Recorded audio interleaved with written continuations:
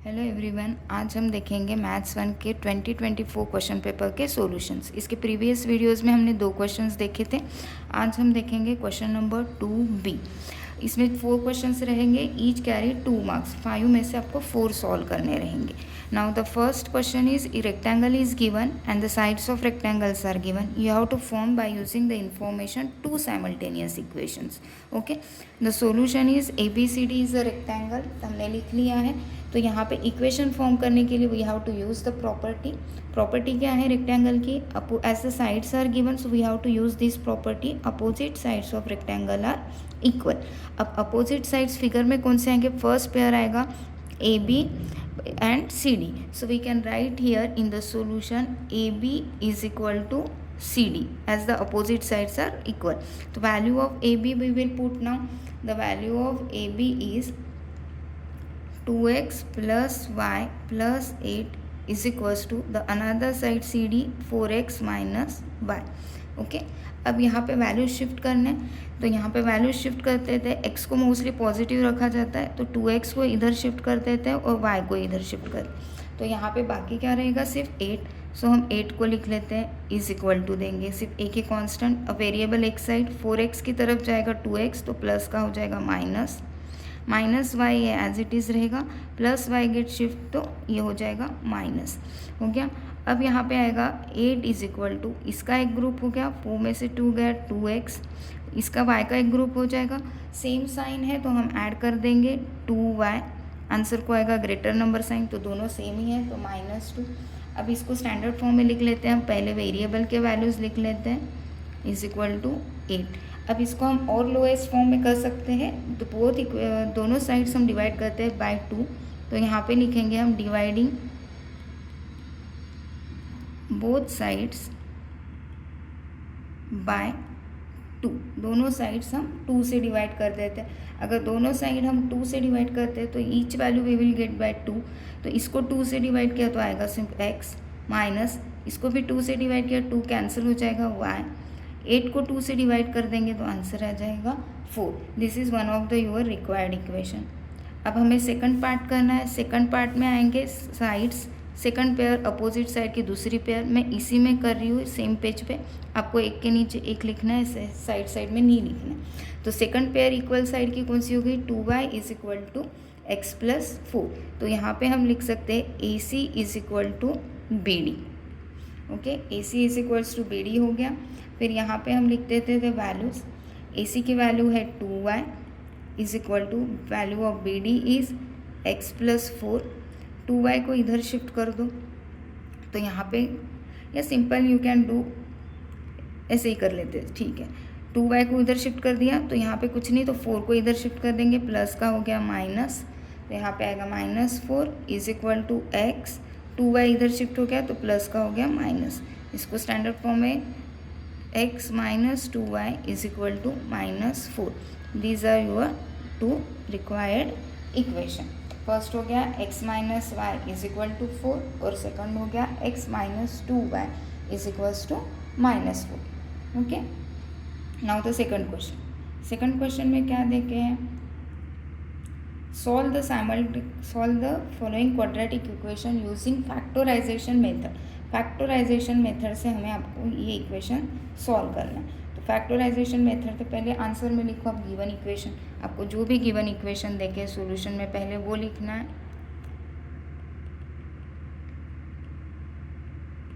Given equation is x² plus x minus 20 is equal to 0। अब यहाँ पे जो मेथड कैसे अप्लाई करना है, लास्ट नंबर को आपको मल्टीप्लिकेशन कंसिडर करना है। लास्ट नंबर आप मल्टीप्लिकेशन, यानी ऐसे 2 नंबर्स आपको ढूंढने हैं जिसका मल्टीप्लिकेशन आना चाहिए 20। और फिर बाद में यहाँ पे माइनस साइन है तो ट्रिक बता रही हूँ, यहाँ पे माइनस साइन है तो आपको सब्ट्रैक्शन ढूंढना है। सब्ट्रैक्शन क्या आएगा, कोएफिशिएंट x का क्या है, कुछ नहीं मतलब 1, तो यहाँ पे 1। हमने क्या करना है, last number as a multiplication, यानी ऐसे 2 नंबर्स ढूंढो जिसका मल्टीप्लिकेशन 20 आना चाहिए। माइनस साइन है तो वही 2 नंबर का सब्ट्रैक्शन कितना आना चाहिए, 1। Then the factors are 5 and 4। Why, because if we do 5 into 4 you will get 20 और 5 minus 4 you will get 1. Now how to decide the signs, sign कैसे हमें डिसाइड करने हैं। After finding the factors subtraction में opposite signs रहता है, तो यहाँ पे मिडल टर्म का साइन जाएगा ग्रेटर नंबर को और उसका अपोजिट जाएगा स्मॉलर नंबर को। Okay, now these are the two factors we have to write here using this equation. We will get here x square. Now instead of middle term we have to write these two factors, plus 5x minus 4x minus 20 is equal to 0. ठीक है, now we have to make the group of two value. अब दो values का group करेंगे, इसमें से common क्या आएगा, देयरफॉर x कॉमन, तो रिमेनिंग वैल्यूज़ ब्रैकेट में जाएंगे। अब रिमेनिंग वैल्यू में यहाँ पे x के दो वैल्यूज़ थे, x लिख लिया 5 प्लस, अब यहाँ से x तो ऑलरेडी हमने लिखा है तो बचा क्या है सिर्फ 5, तो यहाँ पे हम लिखेंगे फिर 5। अब आपको क्या करना है, इजी वे में जाने के लिए सेम ये जो ब्रैकेट हमने लिखा है वही ब्रैकेट रिपीट करोगे, यानी हम फिर से लिख देंगे x प्लस 5। हो गया। अब यहाँ पे ये दो वैल्यूज़ कवर कर दो, इसका काम हो गया है। अब यहाँ पे माइनस साइन है तो माइनस, x ऑलरेडी आपने लिखा है तो उसको नहीं लिखेंगे, क्या बाकी रहा अभी 4, तो हम 4 को लिखेंगे। हो गया, तो यहाँ पे हमने लिखा था 4 is equals to 0 as it is. अब यहाँ पे जो वैल्यू रिपीट हो रही है वन टाइम लिखो, x प्लस 5। अब रिमेनिंग जो वैल्यूज़ है x और ये -4 वो दूसरे ब्रैकेट में जाएगा, इज इक्वल टू 0। अब first bracket is equals to 0 और second bracket is equals to 0। अब x की वैल्यू निकालनी है इसलिए इधर 5 को शिफ्ट कर देंगे, तो x इज इक्वल्स टू हो जाएगा आपका -5 और यहाँ पे x इज इक्वल्स टू हो जाएगा आपका 4। ये हो गया आपका सॉल्यूशन। इसके बाद next question, find the 19th term of the following AP. Arithmetic progression का क्वेश्चन देखे हैं, 19th टर्म फाइंड करनी है आपको। 19th टर्म फाइंड करनी है means you have to use the formula of tn, आपको tn का फॉर्मूला यूज़ करना है। अब यहाँ पे पहले लिख लेते हैं गिवन एपी, जो भी आंसर में है, given AP is 7, 13, 19, 25।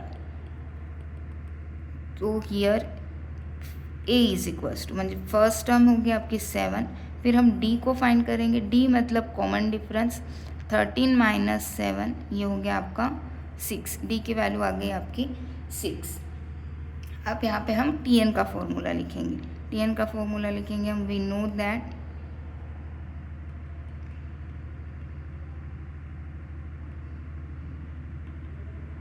tn is equals to a plus n minus 1d।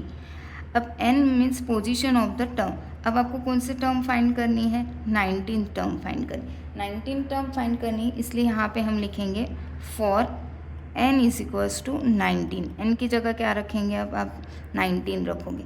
अब 19 रखा हमने, बाकी a और d की वैल्यू है अपने पास, तो t n की जगह आएगा आपका 19, a की वैल्यू है आपकी 7 प्लस n है 19 minus 1 and value of d is 6, तो 7 प्लस 19 माइनस 1 18 और यहाँ पे हो जाएगा into 6।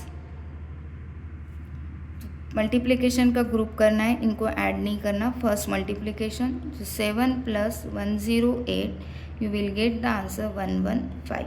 Final statement you have to write compulsory wherever required, therefore the 19th term is equals to 115. This is your final answer. Now the next question,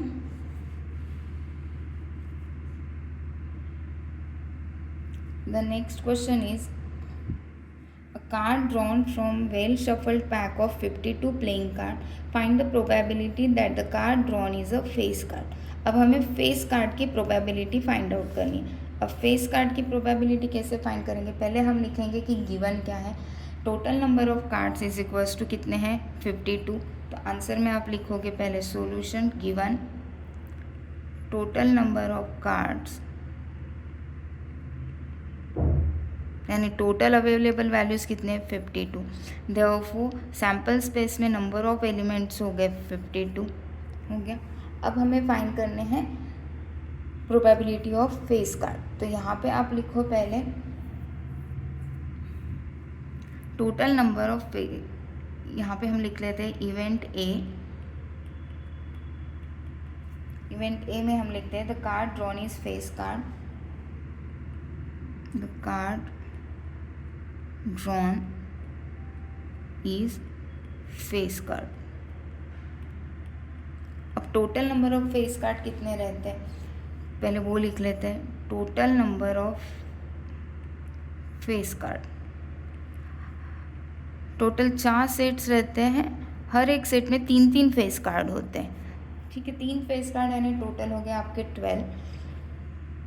तो यहाँ पे आएगा देयरफॉर टोटल नंबर ऑफ 12 हो गए, इवेंट ए में total number of cards 12 हो गए, इसलिए यहाँ पे आएगा n of a is equals to 12। Therefore probability का फॉर्मूला लिख लेते हैं हम, p of a is equals to n of a upon n of s।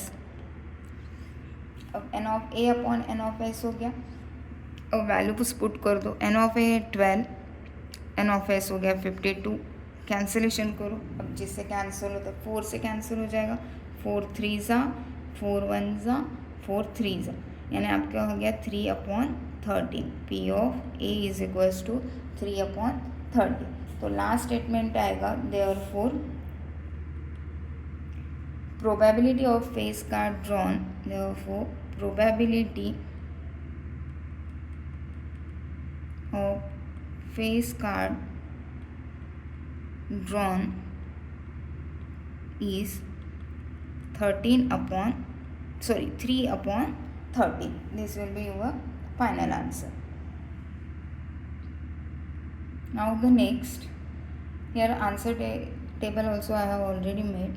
What is given in the question? One table is given with the number of hours daily, number of worker, prepare less than upper limit type cumulative frequency.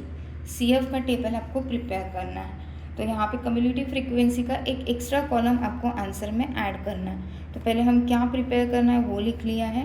First 2 column as it is you have to copy, okay. Now here the cumulative frequency, to find cumulative frequency हमें क्या करना है, first number हमेशा हमें as it is continue करना है। 150 answer में as it is continue हो गया है, मैंने आंसर ऑलरेडी लिखा हुआ है।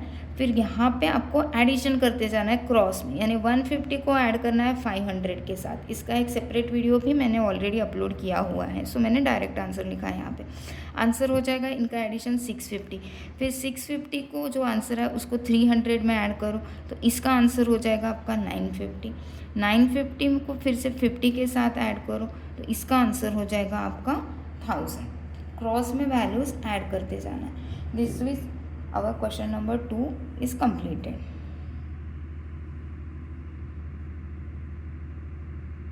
रिमेनिंग क्वेश्चन नंबर 3 हम देखेंगे नेक्स्ट वीडियो में।